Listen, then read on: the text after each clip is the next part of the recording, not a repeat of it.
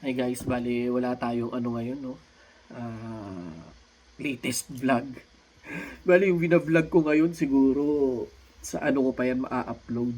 Baka sa Sabado ko pa siya ma-upload. Teka lang. Pero may nakahanda kasi akong mga videos na hindi ko na-upload last dun sa dati pa naming YouTube channel kasi nga hininto na namin. Medyo matagal na tong video na to, siguro mga 2022 pa to. Ito yung mga panahon na nagpa-renew ako ng Philippine passport sa embassy natin dito.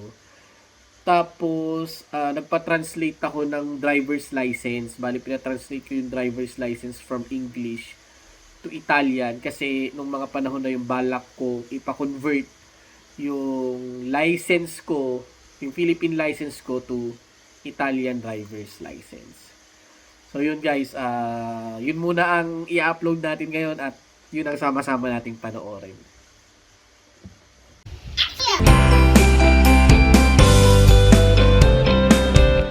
Hi guys, good morning. Kasama ko ngayon si Baby Sab.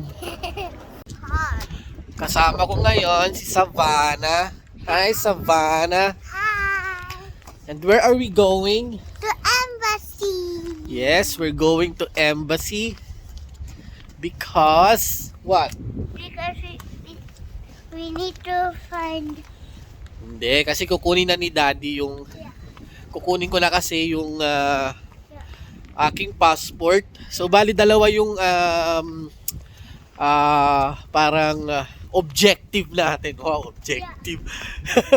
Kung bakit tayo pupunta ng embassy. Una, kukunin natin yung pinarenew nating okay naman na ito. Una, kukunin natin yung pinarenew nating passport. At pangalawa ay ipapatranslate natin yung driver's license natin sa Pilipinas. Kasi dito, kapag may driver's license ka sa Pilipinas, pwede mo siyang i-apply for conversion or for conversion or i-convert yung driver's license mo sa Pilipinas into Italian driver's license. No? Kasi kailangan natin yan. At dito sa Italia ay napaka-importante na mayroon kang sasakyan, lalo na kung may mga anak ka, no? Katulad nito, oh. Biro mo, pupunta kami ng embassy. Tawag dito, babiyahe lang kami, di ba? So, kawawa yung mga bata, lalo na pag ganitong winter, napakalamig. Kapag ka-summer naman, di ba, sobrang init. Ang hirap yung yung sasakay ka, tas bababa ka, lilipat ka ng ibang sakayan. Alam mo yun? Kaya, kailangan ko talaga na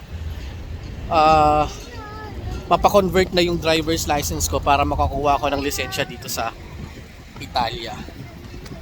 Ayun, sige, so update ko ulit kayo mamaya, no? Sa ngayon ay mag-aabang muna kami ng bus ni Savannah.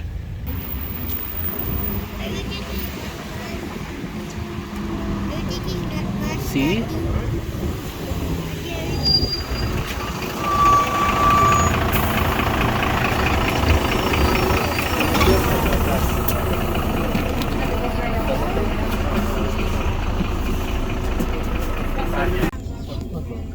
In the bus. Hi.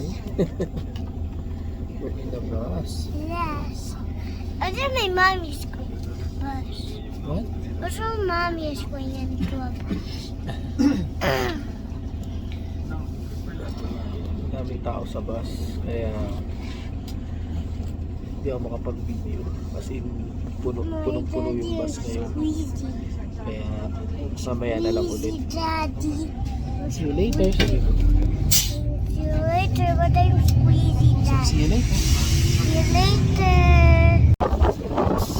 Ayan, so nasa Battistini na kami ulit.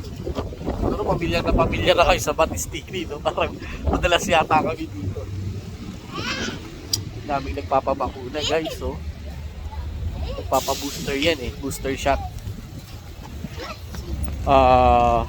Yun. So dito sa Battistini naman, sasakay tayo ng metro, no? Magme-metro tayo or yung iba ang tawag ay subway. Okay, so bibili lang tayo ng ticket.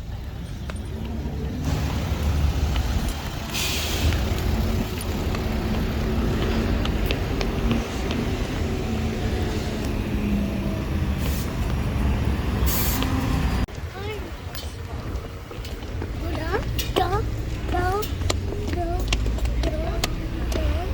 go.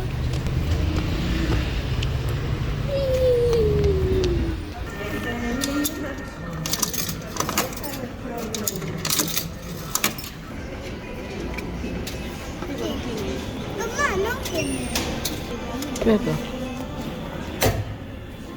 Dito tayo sa Havana. Di ko ah. Go. Oh, this is so. Ayan, so nandito na kami sa metro. Mag-aabang na lang kami ng tren ni Savannah. Hi! So, mag-aabang na lang kami ng tren ni Savannah papunta dun sa embassy. No? So, pagdating natin sa pagbaba natin ng tren, siguro lalakad pa tayo ng about 5 minutes papunta dun sa mismong embassy. So, pakita ko sa inyo yung pinakadaan natin mamaya, no? O nga pala, no, nasabi ko na yata ito dun sa nakaraan vlog ko, no, nung umikot tayo sa sentro. So, itong ticket na to ay valid for 100 minutes. So, pwede ka nang sumakay, no, ng metro at bus sa loob ng 100 minutes. Pwede ka nang mag-iikot, no, hanggat hindi nag-expire tong ticket na to.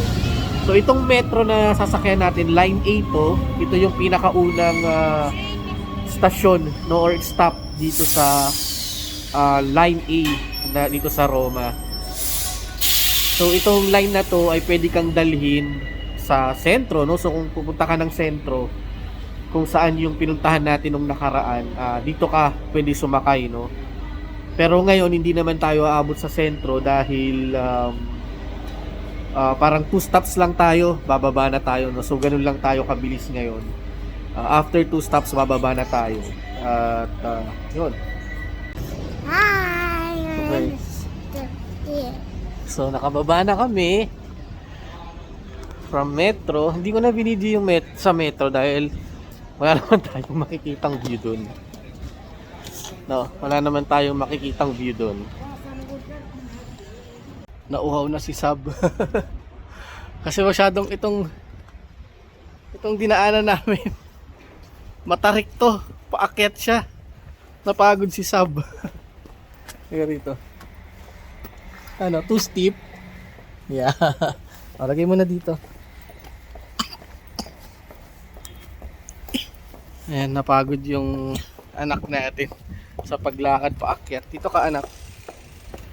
Okay, so mamaya na lang ulit. Kakahingal. Anyway, no, from here, so, pagka kaliwa natin dito, no, ay siguro mga 2 to 3 minutes walk na lang at nandun na tayo. Ayan.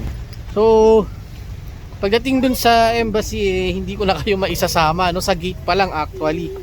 Dahil ang nagbabantay sa gate ay Italiano. So, mahigpit siya, no? Alam mo, para sa akin, no, okay na rin yun, no, na Italiano yung nagbabantay sa gate. At least naiiwasan yung palakasan paminsan-minsan, di ba? Ayun. Okay na rin na ayun nga lang, talagang mahigpit, no? Hindi tayo pwede mag-video sa loob. Sa gate pa lang, pagbabawalan na tayo, sigurado yan. Kaya yan. Kaya talaga hindi ko na kayo masasama sa loob, no? Anyway, mamaya na lang update tayo, no, sa kung ano na yung mga nagawa natin. Okay, nakalabas na tayo. Nakuha na natin yung passport natin na pina-renew. Yeah. So ngayon naman ang gagawin natin, pupunta tayo sa isang Filipino store, no, para magpa-photocopy or magpa-xerox ng mga requirements naman natin para sa pagpapa-translate ng driver's license. Ano, tip nga pala, no, mga kababayan naming nandito sa Italia, no, or sa lahat ng mga nasa ibang bansa, no. Pag pupunta kayo sa ah, Philippine Embassy, no, make sure na meron kayong appointment, no, kasi pag wala kayong appointment, hindi kayo papapasukin, no, kahit anong sabihin nyo, anong pilit nyo, tulad nga na sabi ko kanina, Italiano ang gwardiya, di ka talaga makakalusot, no. At ang isang dokumento lang, no, na pwede mong puntahan sa embassy na hindi na kailangan ng appointment is yung releasing, no. Pero pagka hindi releasing, lahat ng gagawin mong transaction sa loob ng embassy, kailangan mo ng appointment, or else ayun, hindi ka talaga makakapasok, no.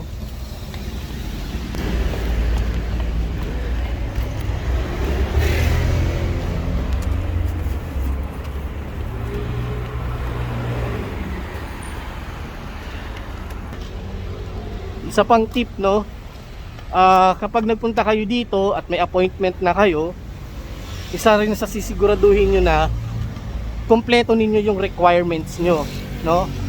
Kasi kung pupunta kayo dito, nakapasok nga kayo sa loob, may appointment kayo, no, nakapasok kayo sa loob, at hindi naman kompleto yung dokumentong dala niya, or hindi kompleto yung requirements, ba, pauuwiin din kayo, no. Kaya make sure, no, mga kababayan namin nandito, no, o sa nasa ibang bansa, na pag may appointment tayo sa embassy, kumpleto yung mga requirements natin, no. At para hindi masayang yung araw natin, no, kasi alam niyo naman tayo mga OFW, no, nagtatrabaho tayo, no, so nagpapaalam lang tayo sa mga amo natin para makapag day off at asikasuhin yung mga dokumentong kailangan natin, tapos masasayang lang dahil hindi kompleto yung requirements natin or wala tayong online appointment, no. So yun, make sure, no, na may online appointment at kompleto yung requirements natin. So okay, malapit na tayo doon sa Filipino store na pagse-xeroxan natin.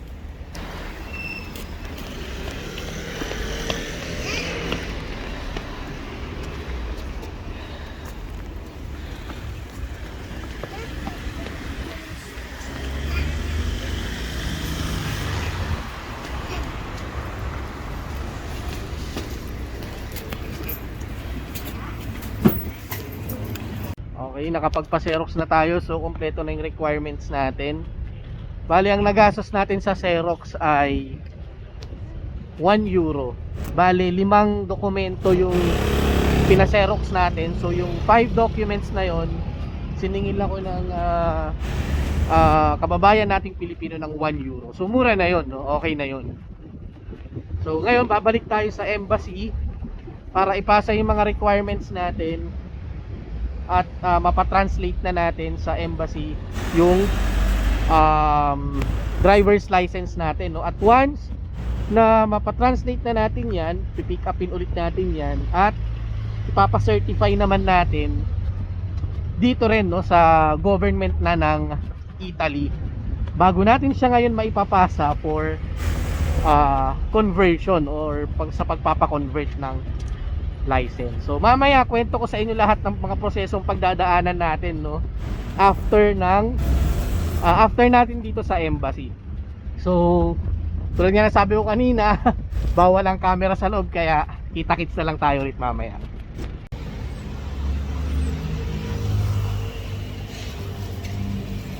Ayan, so nandito na kami. Nagbi-video lang ako ng patago dahil nakapila pa kami ni Savannah.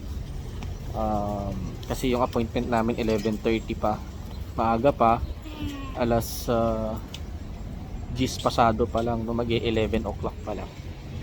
Kaya naman pinapila muna kami dito, pero confirmed na yung appointment natin, so hintay na lang tayo, no? So ito ang Philippine Embassy.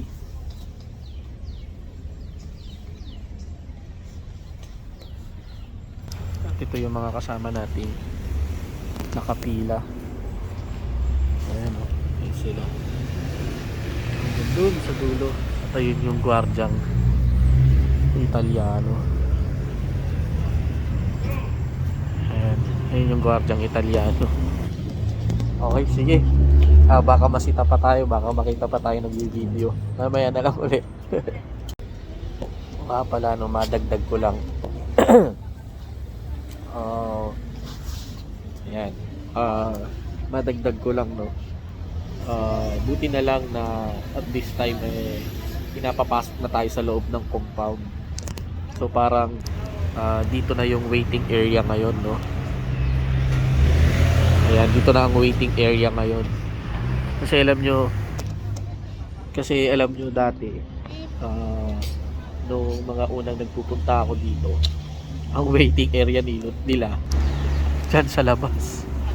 Dyan, no. So sa mismong kalye yung waiting area. So buti na lang ngayon naisipan nila na pwede ka nang pumasok sa gate. Pero hanggang dito ka lang sa parang entrance lang din. Dito ka na maghihintay, which is much better tsaka mas komportable, no? Kaysa nandun ka sa labas kasi mas makitid lang yung pangketa doon. Napakakitid lang. So there's a chance, malaki ang chance na pwede kang madisgrasya, no? Lalo na highway siya, daanan siya ng mga sasakyan. So ayun, buti na lang at nandito tayo sa loob. Anyway, siguro mga 5 minutes na tayong nakapila, no? Tingnan natin kung matatawag tayo or mapapapasok tayo. Maaga pa naman, 10:40 pa lang. 11:30 pa kasi yung appointment natin. So yun, sige, tingnan natin kung mapapapasok tayo ng maaga. Update ko na lang kayo mamaya, guys. Hello, guys. Ayun, hello ulit sa inyo, no. Bale, katatapos lang namin sa Philippine Embassy. So naipasa na natin yung lisensya natin, no, for translation. Yun nga lang, mukhang magkakaroon tayo ng mga problema, ano. Siguro kukwento ko na lang mamaya sa bahay pag uwi kung ano yung mga parang challenges na pagdadaanan natin, no, bago tuluyang mapakonvert yung yung driver's license natin at makapagmaneho tayo dito sa Italia. So sa ngayon, mag-aabang muna kami ng bus pa uwi kasama si Savannah. At doon pagdating sa bahay, magkwentuhan tayo. I-detalye ko sa inyo yung mga ginawa natin ngayon at yung mga next step na gagawin natin. Okay?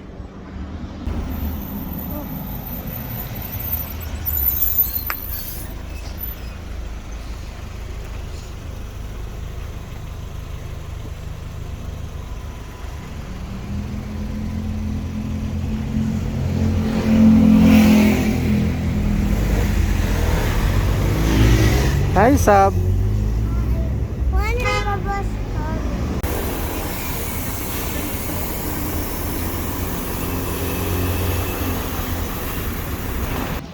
Okay, so nandito tayo ngayon sa Cornelia at dito tayo ulit sasakay ng isa pang bus para umuwi naman sa bahay, no. Bale, dalawang sakay tayo ng bus ngayon. Kung kanina nung papunta tayo sa embassy, isang bus at isang metro, no. Ngayon naman nag-bus tayo pa uwi. So maghihintay pa tayo ng isang bus dito sa may Cornelia.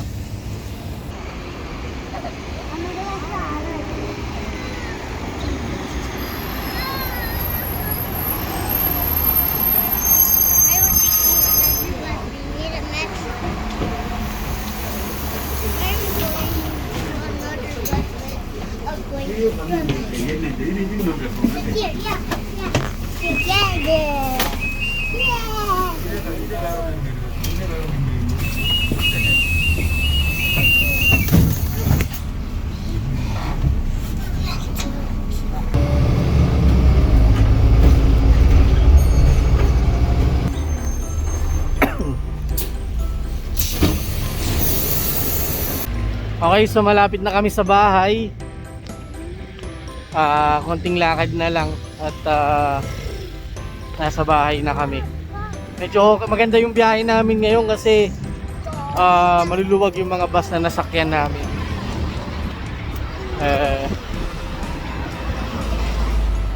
Ayun, sige, sa bahay tayo magkwentuhan.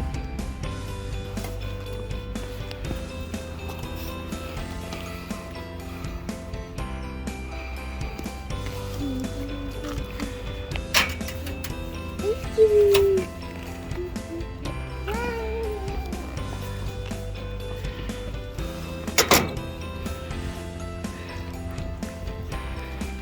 Ay, salamat ako, Mary.